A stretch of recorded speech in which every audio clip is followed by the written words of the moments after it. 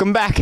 Last time we decided to talk about kind of the steps of the serve, and there were 6 specific steps that we went over, but now we're going to go into the 4th, 5th, and 6th step, and that's more specifically how to hit different types of serve. Today we're going to be going over a flat serve, a kick serve, and also a slice serve as our 3 serves today.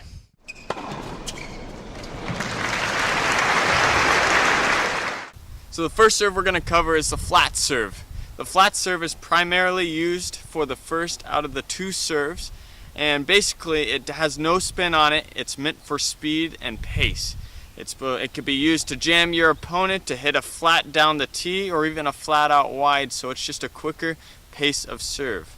Now, when we hit a flat serve, we have to understand that I always want my racket to hit the ball on this top right corner. If you're a lefty, it'll be opposite for you. But I always want to be on top of this ball so I can hit down into the court. A couple of the problems people run into is they think they can hit a flat serve with hitting the ball below this half mark. If that happens, that's going to be very tough for you to get over the ball and get that ball to go at a downward angle into the court.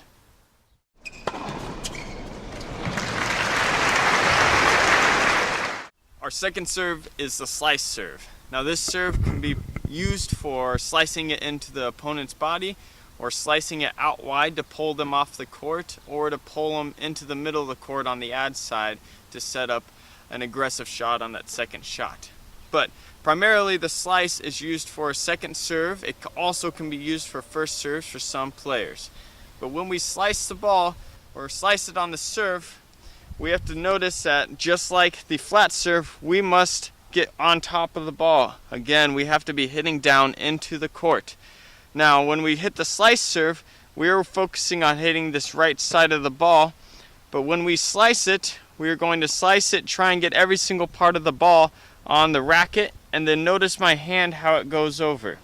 So it went more of this direction instead of just a chopping motion. This is where players get into the problem of the ball doesn't fly as well. We want to hit this side and roll over, and notice that there's a downward angle at the end to bring that ball in.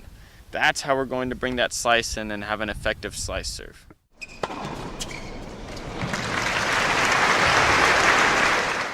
Our last serve is the kick serve. Now, fair warning that this is a very advanced serve for advanced players, so for the beginners and / intermediate players, I would suggest not trying this one first. The flat and the slice is going to be your friend. But for those who are crazy enough to try it, the kick serve is basically the opposite of a slice serve. The ball kicks up and is primarily used to hit to their backhand side for a righty and to make that ball bounce higher than they really want to strike it when they are returning the ball.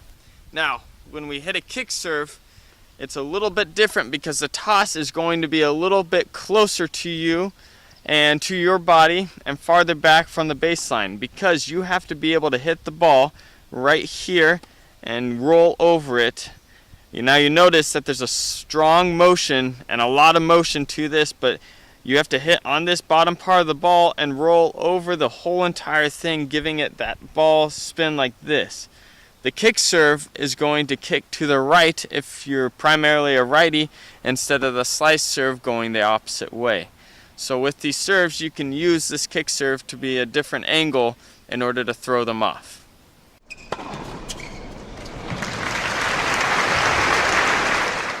So there you have it. We have covered the 3 serves, which is the flat, slice, and kick. You now know what type of spin they're going to have and what effects they have on your opponent while they're returning.